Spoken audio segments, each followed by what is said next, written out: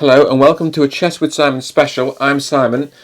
My friend Tony Woods posted a link on Facebook to ask about a game he'd played and whether the queen sacrifice was correct. And of course, a one-word answer may have sufficed, but instead I thought I'd just talk to the internet for a bit. So, he's white, pawn to e3.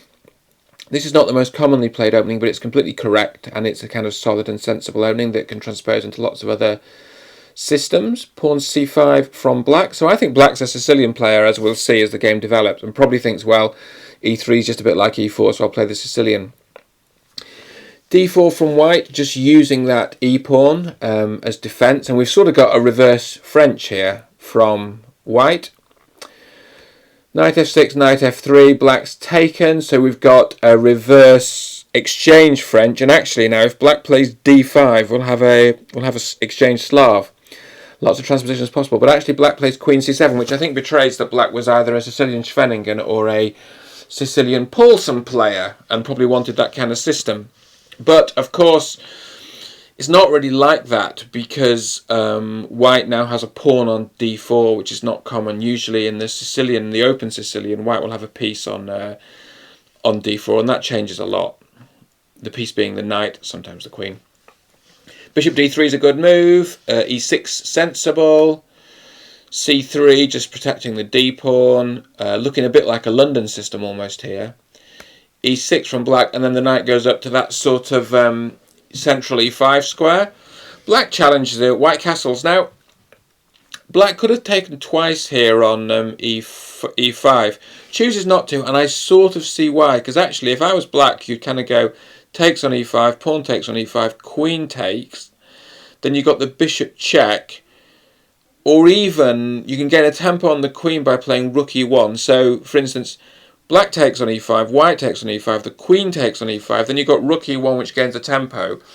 You've got a potential queen check, bishop check on b5, and also the e-pawn is pinned against the king. So actually, although the engine says black could take, it is a little bit of a dicey business. There's also the case that after the knight taking on e5, white does actually have bishop f4 pinning the knight against the queen. Although black can play bishop d6, quite complicated. So anyway, black settled for knight d7. White defends it with the rook. Pawn a5 from black. You'd have to ask black about that one. I've got to say, white defends the pawn a second time, so that pawn is now safe. Queen c5, but this does give the bishop a chance to develop with tempo. Bishop e3. Queen's got to run. And then the bishop goes to that d4 square, overprotecting, as Aaron Nimzovich would have said, overprotecting that e-pawn. The knight comes through, perhaps plotting to swap off that bishop on d3. And after a bit of manoeuvring, that is indeed what happens.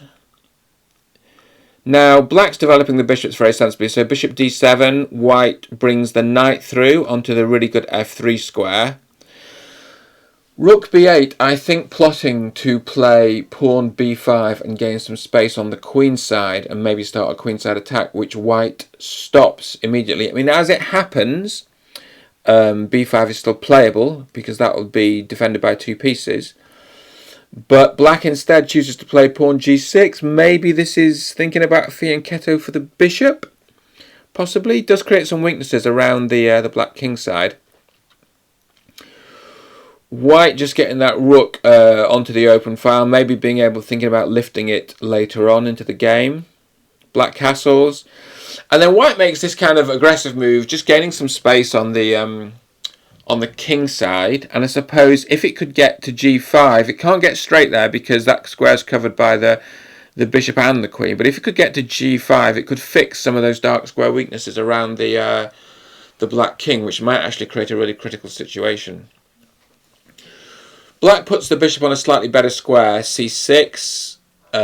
White sees the a4, probably sees the a4 pawn is being attacked and so defends it. And now, maybe black's just getting really sick of this advanced g-pawn, so tries to exchange it off or challenge it. Of course, white can't quite push it yet. So white takes very sensibly. Bishop comes out to hit the rook. I don't think white should take that because the queen's taking back with check and then probably taking on h5. So I think white was right to back off. Pawn b6, just perhaps giving some more protection to that a pawn, giving the bishop more options as well. I mean, theoretically, the bishop could work its way around to a6, and if it was defended on a6, if there's a way to defend it on a6 and skewer the queen against the rook. But white's taking another pawn on the king side, and I think black needs to be alive to this because actually white's just chomping through the black kingside pawns. Black's moving the pawn there. Why? Maybe to let the queen through, but actually it's difficult because the knight's covering h4 and g5, so I'm not sure about that one. White takes another pawn, and so black's king is now completely stripped of pawns. In a way, black's got an opportunity because now black may be able to control that open g-file. But the lack of pawn cover around the king, I think, is pretty serious, as we'll see. And actually, white just starts charging a pawn towards the enemy king, and this pawn will come in really handy. King gets off the open file, pawn keeps going. Rook comes here to attack it, and the pawn steps again. Now, could black have taken the pawn here? The engine isn't recommending it, but I don't see why not. I think that might have been quite a good practical move, actually. I think this is what AlphaZero would call a fawn pawn. Well, not actually AlphaZero, because AlphaZero can't talk, but like we as humans, when we watch AlphaZero play, AlphaZero often uses this fawn pawn strategy. For people who don't know, AlphaZero is the super strong Google DeepMind chess engine that's emerged recently, and it teaches itself through self-play, so it doesn't have kind of rules and heuristics built in. It's just learned chess by playing itself, and it's super strong, and it's come up with some fascinating ideas, of which this idea of charging a pawn up towards the enemy king is one. So now black brings the pawn back to d7.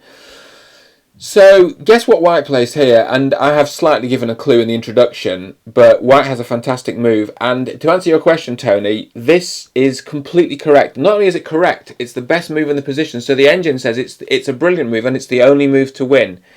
So queen takes rook, black has to take back, and then this is a check. So it's a discovered check, and it's winning a bishop. King's got to move. I mean, you could put the bishop or the queen in the way, but you just lose them for nothing. So king's got to move. And then white picks up a bishop. So actually white's still sacrificed material. So white's given up the queen but won a rook and a bishop. So, so say if the queen's worth 9 pawns, rook's worth 5 and a bishop's worth 3.5. You'd say that's still a sacrifice.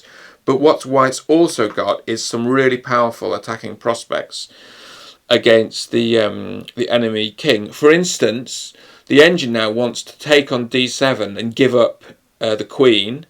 So that would allow rook e7 check, which is a fork, and then white has a completely won position. But that's the engine's best hope. So the engine thinks this is just completely gone now, and white's won this. Tony's opponent took on h6, and then this is a great move, just defending the pawn. King runs king g2, and now after bishop g5, white has a beautiful mate in 4, which Tony finds completely precisely. So rook h1 check, black plays the best move. Knight here check, you can feel this coming, can you? You can just feel that black's going to get caught here. The king goes here, another knight check, and then when the king comes back, f3 check is mate. This was really beautiful because actually here, the knight gets out of the way, look, comes here, covers the f4 square, and then allows the pawn to deliver the check, because here the knight was on the square that the pawn needs, and so it's a really pretty manoeuvre. It's almost like a kaleidoscope. What a beautiful finish, and a very creative end. Tony is a research scientist and also runs arts and health programs.